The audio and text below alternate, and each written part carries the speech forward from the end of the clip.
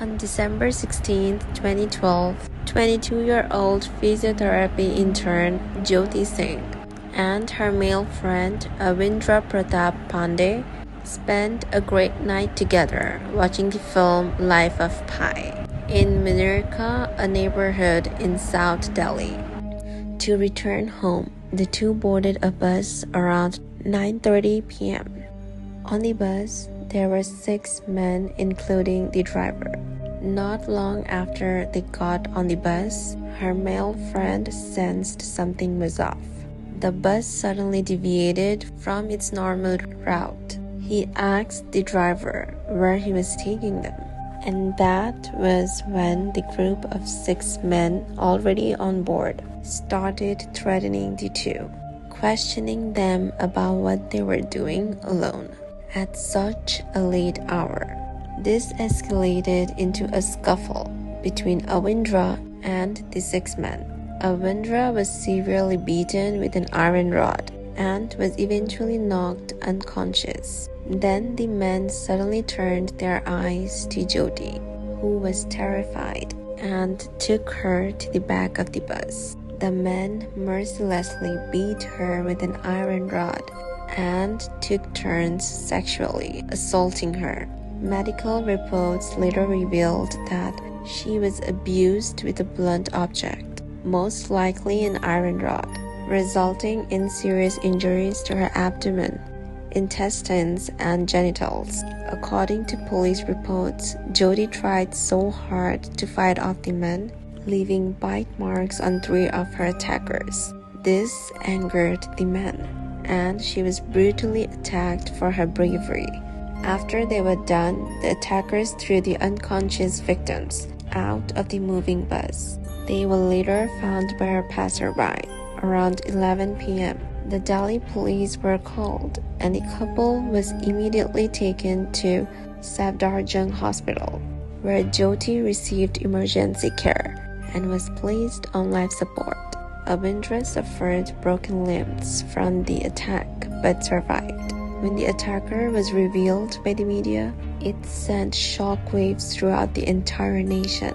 Jyoti underwent multiple surgeries, but she was in critical condition. The Indian government appointed a committee of doctors to make sure that she received the best medical care. They made the decision on December 26 to transfer her to a hospital in Singapore to receive an organ transplant. Some doctors were against the idea as she was not in the right condition to be transferred. However, the decision was made, and during the 6-hour flight to Singapore on December 27th, Jyoti suffered a cardiac arrest and never regained consciousness. On December 29, at around 5 in the morning, she was pronounced dead. Within a day of the horrific incident, Delhi police were able to arrest the suspects. They identified the charter bus through CCTV footage and found the driver, who turned out to be a 30-year-old man, Ram Singh, with the help of the male victim. Police were able to obtain sketches of the assailants. They also tracked down the mobile phones of the 2 victims, which were stolen by the attackers. 6 men were all caught. They included Ram Singh, the bus driver, and his 26-year-old brother, Mukesh Singh, 20-year-old Vinay Sharma, an assistant gym instructor, and 19-year-old Pawan Gupta, a fruit seller. A 17-year-old juvenile named Muhammad Afroz, and 28-year-old Akshay Thakur, who had come to Delhi seeking employment. Reports revealed that earlier in the day before the incident, the group of men had a party together and were intoxicated. Ram, who drove the charter bus on weekdays, decided to take the bus out and have some fun with the guys, even though it was not allowed to pick up public passengers because of its tinted windows. They took the bus and first spotted a 35-year-old carpenter. They ended up robbing and beating him before dumping the man off the bus. The carpenter was not severely hurt, and he reported this to the police, which could have prevented an even crueler crime that would happen shortly after. But the police refused to take any action, so the attackers were running free to hunt for their next target, the young couple.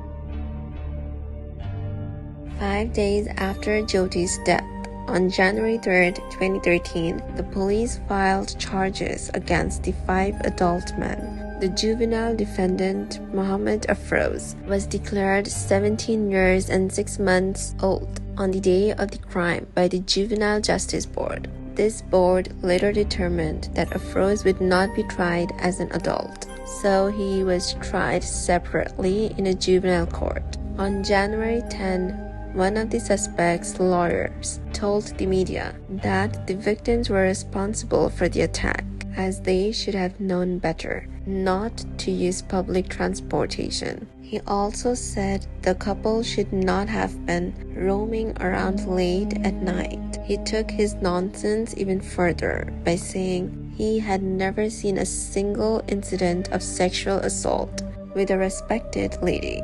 This shows a lot about what idea this man had about women in general. On March 11, 2013, Ram Singh, the bus driver, was discovered hanging in his cell. He used it with 3 other inmates. Authorities were not able to confirm whether it was suicide or murder. Following public outrage and a demand for a speedy trial, on September 10, 2013, in the fast-track court of Delhi, the 4 adults were found guilty of their crimes, and on September 13, they were sentenced to death by hanging. Their pleadings for a lighter sentence were rejected by Judge Yogesh Khanna.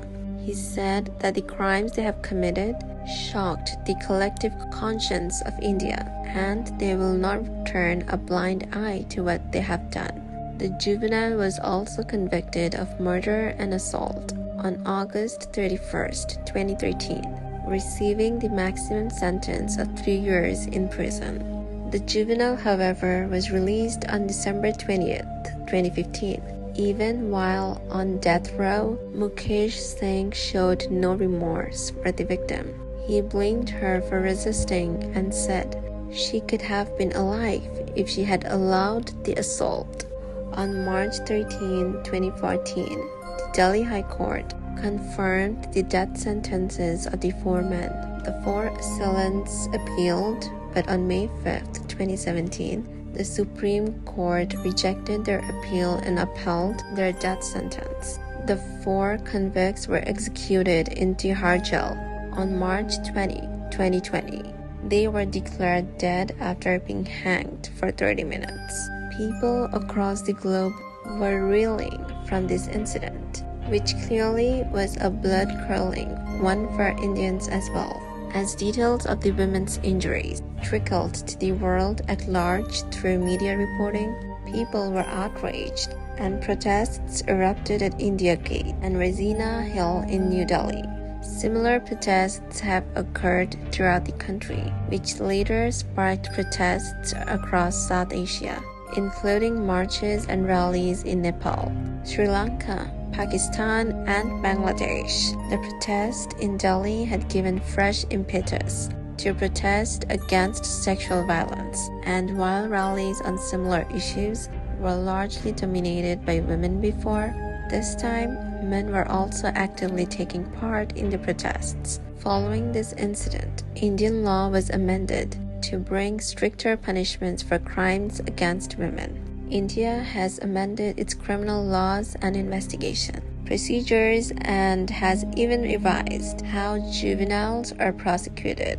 In response to the incident, rape was made punishable by a minimum 7-year sentence, which was later further increased to 10 years. There is no question that improper enforcement of laws needs to be resolved, but facilitating a meaningful dialogue within society about addressing its deeply rooted patriarchal values is also critical to preventing crime against women. That's all for today. If you want me to cover high-profile cases in your country, you can leave your recommendations down below. Thanks for watching my videos and see you soon.